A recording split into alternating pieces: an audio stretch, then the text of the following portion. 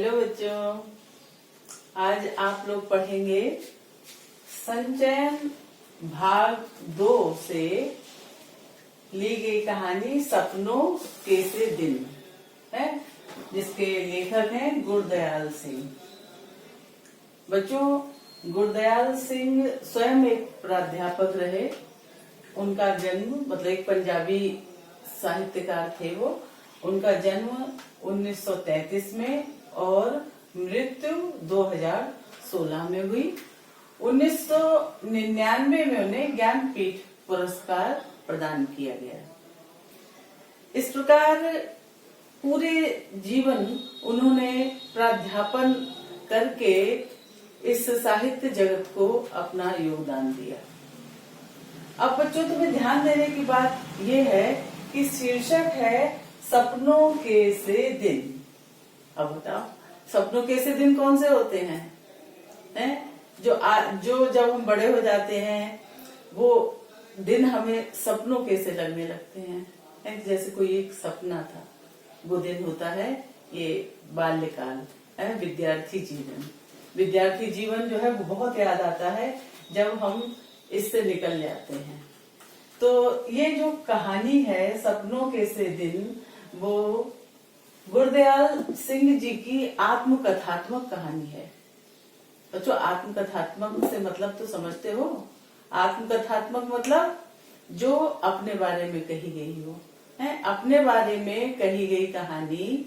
वो जो भी इसमें पात्र हैं या जो भी कहानी है, वो सब उनके जीवन में घटित हुई बातें हैं।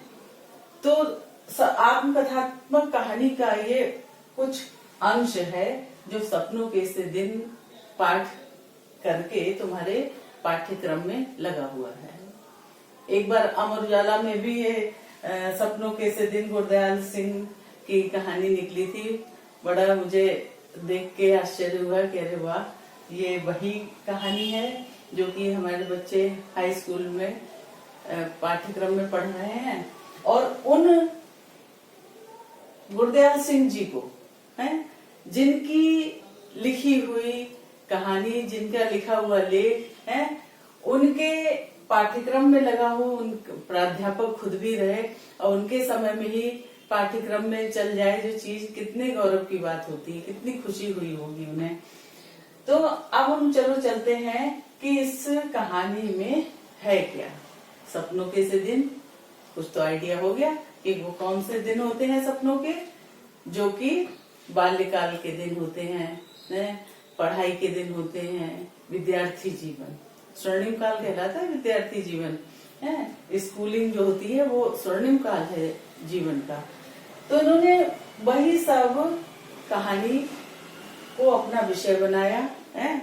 और ये कहानी जो है जब हम पढ़ते हैं तो ऐसा लगता है कि जैसे सब कुछ हमारे साथ घटित हो रहा है। हमारे साथ से मतलब बच्चों के साथ है, जो होता ही है सबके साथ, वैसा लगता है। तो इससे बहुत ही जुड़ाव महसूस होता है।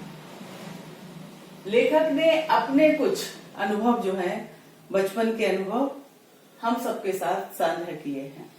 तो बच्चों, हमने इस कहानी को सुविधा की दृष्टि से, तुम सबकी सुविधा की दृष्टि से क्या किया, 2 भागों में बांट लिया ताकि तुम्हें ये कहानी अच्छी तरह से समझ में आ जाए। पार्ट 1 और पार्ट 2। पार्ट 1 में देखो, मैंने कोशिश की है कि तुम्हें सुविधा रहे क्योंकि कहानी बहुत लंबी है। तो पार्ट 1 में मैंने ये कुछ हेडिंग्स निकाली हैं जिसके हिसाब से मैं तुम्हें ये कहानी समझाऊंगी। और फिर पूरी कहानी तो तुम्हारे पास पुस्तक है। बार बार कहती हूँ कि स्वाध्याय पर ध्यान दो, स्वयं पूरी कहानी खुद पढ़ो।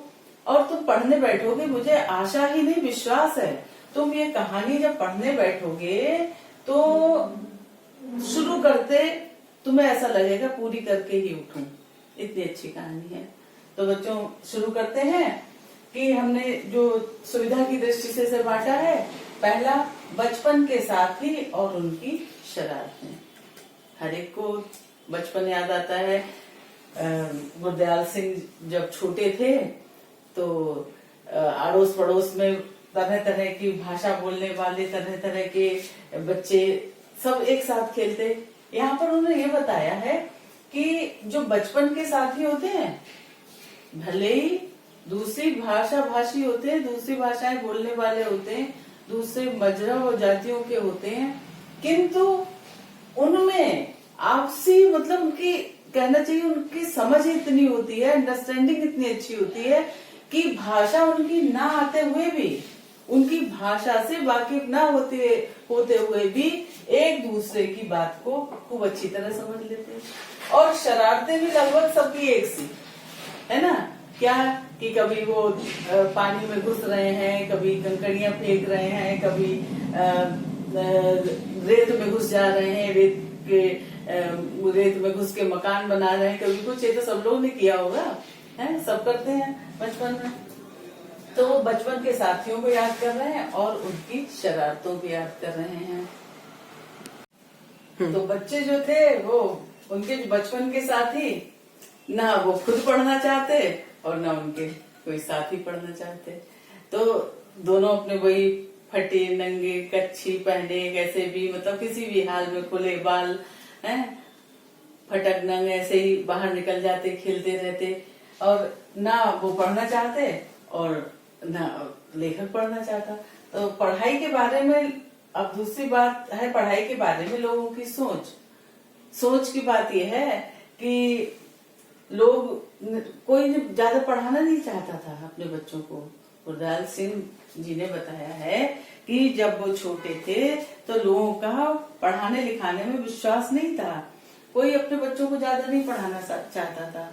वो चाहते थे बस इतना हो जाए कि बच्चे जो हैं वही खाता लिखने लगे, कौन सा हमें तहसीलदार बनाना है, कौन सा कलेक्टर बनाना है। तो इसलिए पढ़ाई के बारे में लोगों की सोच यही थी कि वो खास पढ़ाई पर ध्यान नहीं देते थे, बस इतना हो जाए कि वही लिखने लगे।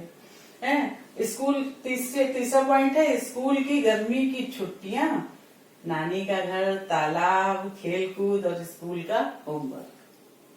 बच्चों, पहले क्या होता था, 2 महीने की छुट्टियां पड़ जाती थी स्कूल की, जैसे गर्मी की छुट्टियां कहते थे। अब गर्मी की छुट्टियां होना और नानी के घर की याद आ जाना है। सब बच्चे जो है नानी के घर जाते थे, वहां पर खूब मस्ती करते। और वो गुरदयाल सिंह अपने बचपन का बता रहे हैं कि उनकी नानी के घर में, घर के आसपास कहीं तालाब था, वहां खूब खेलते कूदते और गीले बदन में पूरे रेत में घुस जाते और पूरे में रेत चपोड़ लेते। उसके बाद फिर से पानी में घुस जाते, कभी डंडियां तोड़ते, कभी कुछ करते। इस तरह से वो जो है सारे बच्चे खूब बचपन में खेल कूद किया करते थे।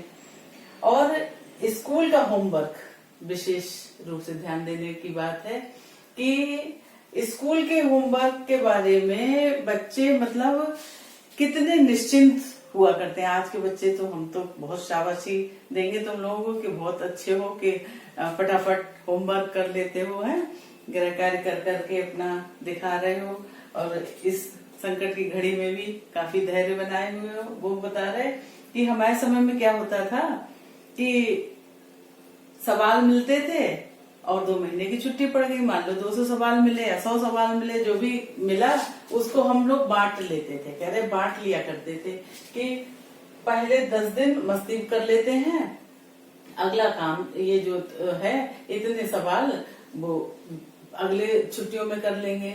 अब 10 दिन निकल जाते खेलते कूदते, फिर ऐसे ही कहते कि अगले 10 दिन कर करके सारी छुट्टियां खत्म हो जाती। और जब लास्ट के दिन बचते, अंतिम दिन बचते छुट्टियों के, तो कहते ज्यादा में ज्यादा क्या होगा, अध्यापक पिटाई तो ही लगा देगा।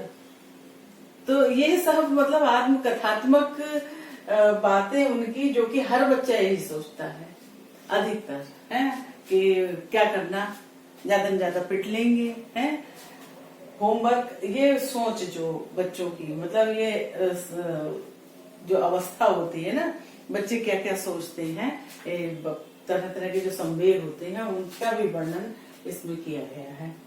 स्कूली छात्र ओमा, और इसमें लेखक जो है अपने बचपन का साथी ओमा, उसको भी याद करते हैं। वो ओमा जो था वो थोड़ा सा बेडोल सा था, उसका सिर जो था बड़ा था और सबसे लड़ने को तैयार हो जाता था। लोग जब उसे चिढ़ाते तो वो जो था अपना सिर मार देता था सबके, जिस वजह से लोग उसे रेल बम्बा कहते।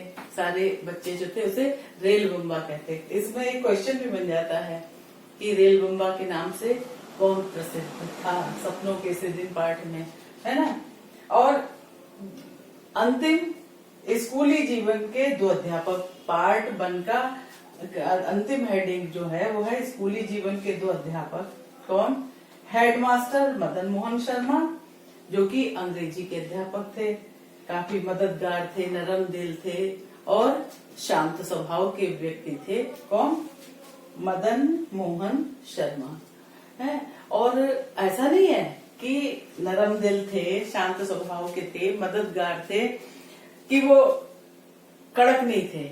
कभी कभी मार भी देते थे, उल्टे हाथ से गाल पे चपत भी लगा देते थे, किंतु लेखक कहता कि वो चपत हमें नमकीन पापड़ी सी लगती और हम हंसते हंसते उसे झेल जाते थे।